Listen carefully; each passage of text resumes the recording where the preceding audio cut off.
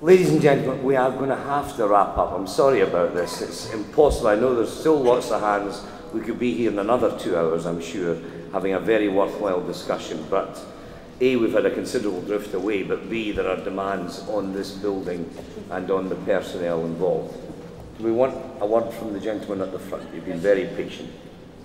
Very brief. Sorry, I didn't raise my hand because I was assured that... Oh, sorry, okay, my misunderstanding. I didn't raise my hand because I was assured that... You want a mic? Yeah.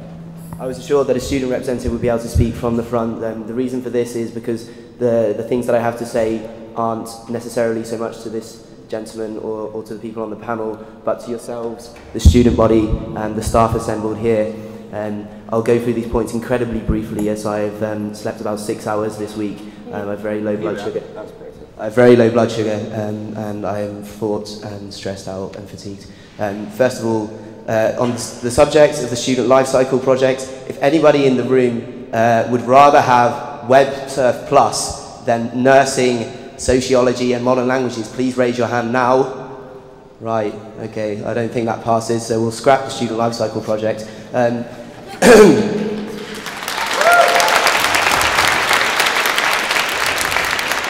Again, on the point that was raised from the right, the reason that we are having this meeting today after numerous and constant requests through the correct channels is because, and these 3 words summarise what happened on Tuesday better than any other apart from perhaps yakety sax, is because direct action works, and we invite anybody that would like to further our ideals here and our aims to save our education here, then I'd like them to get involved and they can learn how they can take direct action and we can get further concessions and negotiations from this management. I would like to say that there has been a lot of talk of the finances, but the financial reasons and the financial shortfalls in funds are being used to push an ideological agenda to change the nature of this university. It is not just about the money. If it was about the money, then why can't it be evenly distributed across the entire university? Why can, in the words of our beloved leader David Cameron, the broader shoulders bear the greatest weight? Why is it that the small and vulnerable courses are the ones that are under threat and not the ones that bring in the big bucks? Okay? On the matter of very quickly on the matter of the events on Tuesday, we are still seeking legal advice, but there is a very strong question on the legality of the police authorisation. This is not going to be the end of that. I hope you'll be continuing to pay attention to it. I would like to make just one analogy, and some people may consider it spurious, that what is happening with this consultation process, which has been rejected roundly by the SRC, which has been there have been serious doubts cast by the participation of the staff and the students in the consultation process.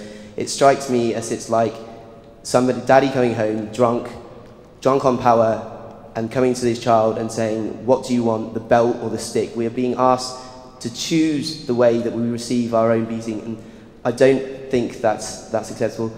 I'd finally like to say that we support the motion, the resolution passed by the UCU expressing no confidence in the senior management group.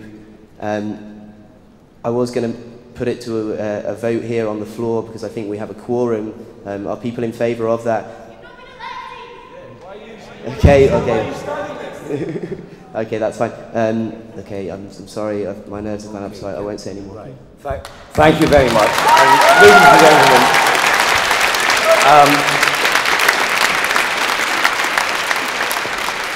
going back to what I said at the very outset of our proceedings today, I am going to leave that last word to a representative of the students.